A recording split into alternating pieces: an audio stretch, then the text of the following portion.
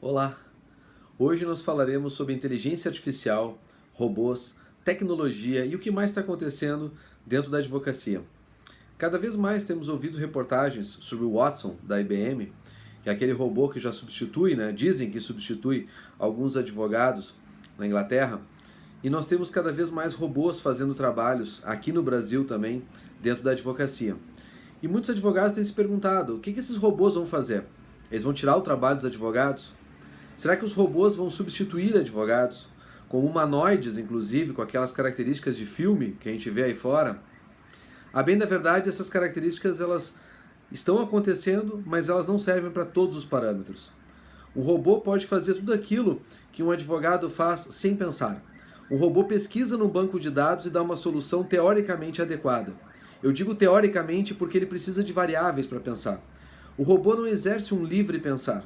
O robô exerce um pensar concatenado com um banco de dados.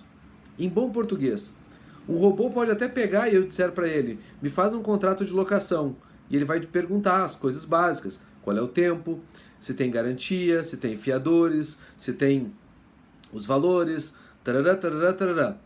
Mas um robô não pensa, muitas vezes, que a cláusula de eleição de um foro pode ser substancial para aquele contrato. Um robô não pensa, muitas vezes, em que colocar um prazo maior ou menor pode fazer diferença na legislação que se aplica. E mesmo que ele pense nisso, ele não vai ter o discernimento de tomar a decisão baseado no fato, porque ele não está adaptado e adepto aos fatos. Um robô apenas faz o que lhe mandam, um robô apenas executa.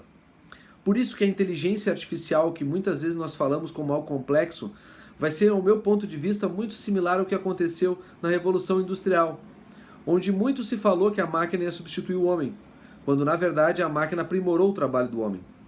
O que eu penso que hoje está acontecendo é que os advogados cada vez mais têm que estar preparados para a internet, processo eletrônico, para a própria inteligência artificial das máquinas substituindo trabalhos que antes eram feitos. A exemplo dos estagiários que passavam dias e dias apenas lançando dados no sistema. Cada vez mais está em desuso, cada vez mais as máquinas fazem isso. E máquina não cansa, máquina não toma café, máquina não vai no banheiro, máquina trabalha 24 horas por dia sem ter hora extra. Então uma máquina tem muitas vantagens sobre um ser humano nos aspectos repetitivos. Agora uma máquina não pensa. Então uma máquina não consegue tirar o trabalho de um advogado ou de um profissional do direito. Aqueles profissionais do direito que pensam, exercem, estipulam os seus trabalhos cada vez mais concatenados com a realidade de mercado, estudam e pensam o que estão estudando. Não é simplesmente ler uma lei, é entender que aquela lei pode mudar alguma coisa. Não é simplesmente entender lá que aquele novo código, do novo Código de Processo Civil, por exemplo, que é um exemplo que eu gosto de citar, que já está em vigor há um certo tempo, mas ele fala lá que vocês vão ter que botar o e-mail na peça inicial ou na contestação. E aí o pessoal diz, não, eu vou botar o e-mail do escritório, afinal de contas o e-mail do cliente daqui a pouco está com problema, etc, etc. E quando houver intimações em cima daquele e-mail, quem é que vai receber? O escritório? O escritório vai ser intimado no lugar do cliente?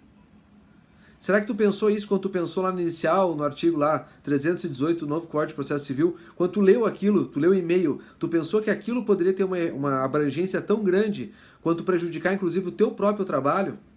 Provavelmente não.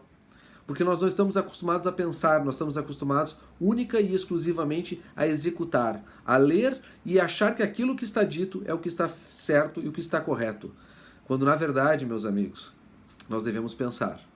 Pensar nas consequências, pensar nos porquês que as coisas acontecem.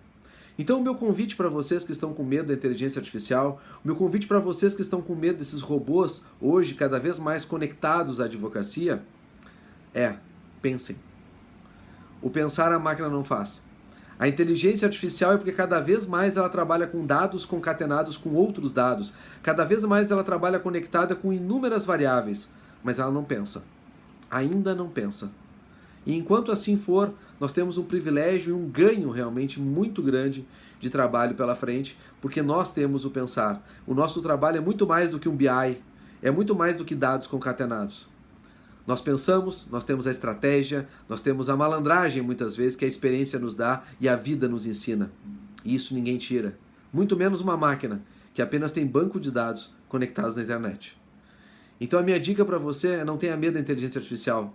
Bem pelo contrário, use e abuse dela para fazer trabalho repetitivo e para que ela faça a parte chata do trabalho, que é muitas vezes fazer uma pesquisa e perder horas e horas a fio tentando encontrar uma jurisprudência adequada. Isso a máquina vai encontrar em alguns segundos.